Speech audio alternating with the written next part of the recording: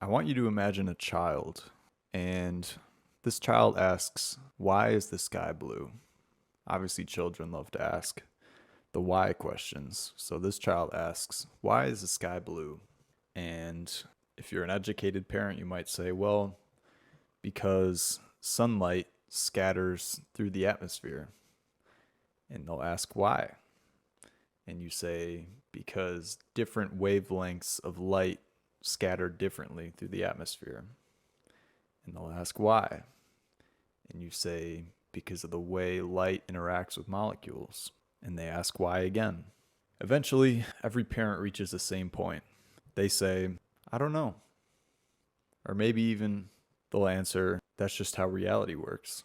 But obviously, the child keeps asking, why?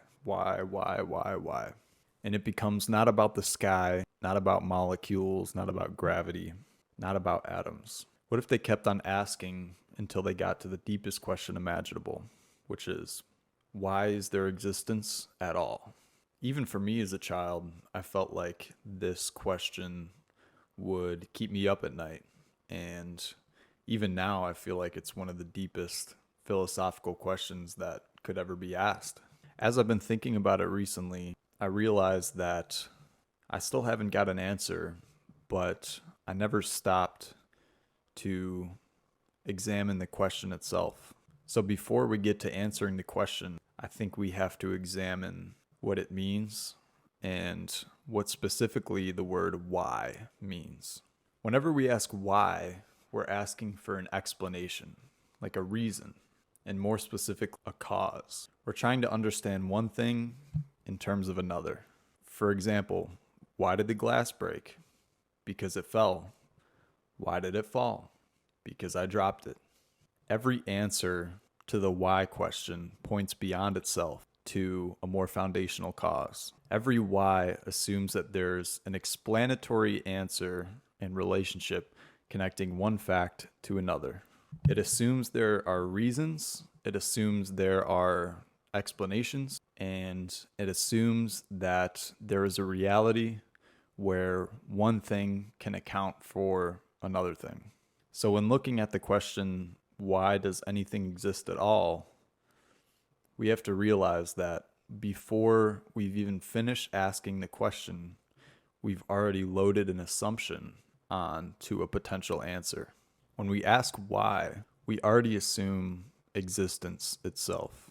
And so, in order to answer this question, we have to step outside of existence, which becomes paradoxical for many reasons. In order to ask, why does anything exist at all, we need to step outside of existence to provide an explanatory reason as to why existence is there. So we need to step outside of existence to put an explanation to why existence is there at all. But what does even stepping outside of existence look like? Imagine you're at the very edge of the universe. Although this isn't physically possible, let's assume so for the sake of this argument. Let's say you're at the edge of the universe, the expanding universe, and you're able to maintain your position at the very edge. While you're on the edge, you decide to take a step out of the universe to see what lies beyond. For instance, what it's expanding into. So you lift your foot, you take a step, but the moment your foot lands somewhere, the outside has now become part of reality. You didn't escape existence. You simply expanded what you meant by existence itself. Because the moment you step outside of existence, the boundaries in which we call existence also expand. In other words, every attempt to step outside of existence only redefines what existence meant in the first place. Now, at this point, someone could ask, how do you know there isn't more to reality than we know? There probably is. There might be more universes, there might be different types of reality outside of our universe, more dimensions, more aspects of reality that we haven't even imagined before. But you must notice something. Taking us back to the original question, why does anything exist at all? I want you to notice something. All of these different possible realities that may or may not exist beyond our universe all have one thing in common. It's that they exist. And if I take us back to our original question, why does anything exist at all? All of these possible realities fall under the category of existence because, well, they exist. They're not outside of existence. They're just outside of our current understanding. The universe might be bigger than we think. Reality might be different than we think. But whatever is real belongs to this category that we call existence. And I think this is where the question of why is there anything at all starts to kind of fold in on itself a little bit. When we ask, why is there something rather than nothing?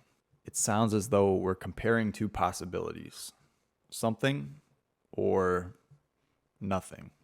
But are we? I think this phrase treats existence as if it were one thing among many other things in terms of possibilities that could have been the case. As if something were a substance that could be swapped out for nothing.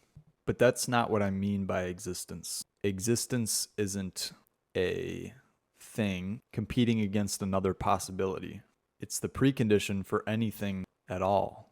So the question, why is there something rather than nothing, may already be treating existence as if it's one of the things being compared, instead of the condition that makes comparison possible in the first place.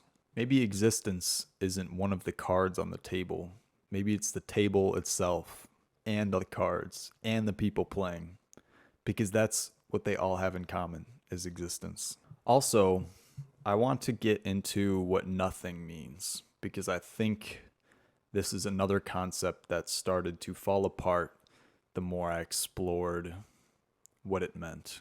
As I've said, when we ask why is there something rather than nothing, we assume that nothing is a genuine possibility. Not just that it was a possibility, but it's assumed that that is the default state. But I don't think that there is good reason to believe that this is the case. Because what exactly do we mean by nothing? Most of us picture a black void, empty space, a container with nothing contained in it. But none of these things are actually nothing. Every visualization I just gave for the concept of nothing is something. Darkness is something. Space is something. A void is still a kind of reality. Absolute nothingness would not just be empty. It would have no space, no time, no laws, no possibilities, no truths, nothing whatsoever. It's the lack thereof everything. And I think the problem is the moment we start talking about nothing or trying to define nothing, it becomes something. It's like a concept that always seems like it's out of reach every time we reach for it. And I think this is because nothing isn't the kind of thing we can meaningfully compare with existence or something. Because again, something isn't just an object among other things, other possibilities. It's the precondition for anything to exist at all. So perhaps the question, why is there something rather than nothing, sneakishly assumes that nothing is just an option on a menu when it was never that kind of thing to begin with. And now this brings me back to the child. I think every child eventually reaches the same place when they continue to ask why. The most foundational question they could ask is, why is there anything at all? And it's not necessarily that they stopped asking good questions, but I think when you get to that question, you reveal the limits of what the word why means itself. I think why is a tool that works beautifully within reality itself when you have something else to compare it to. Because again, the question why functions off of causality. And immediately when we think of causality, it happens through time. The glass broke because I dropped it. That happened within time. I dropped the glass and then it broke. If we take time out of the equation, there's no causality, at least in the sense that we know. And therefore the why question wouldn't exist at all. But when we ask why reality itself exists, it's like asking what existed before existence. Take a dictionary. Every word in a dictionary is defined in terms of other words in the dictionary. But if you didn't know any of the words to begin with, then there's no other word to point at to define the word you're trying to define.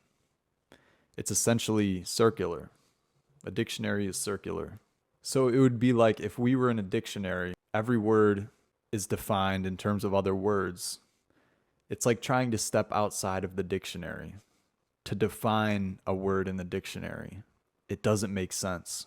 We can't step outside of the concept of existence itself. We can't step outside of everything because the moment we do, we extend what everything means.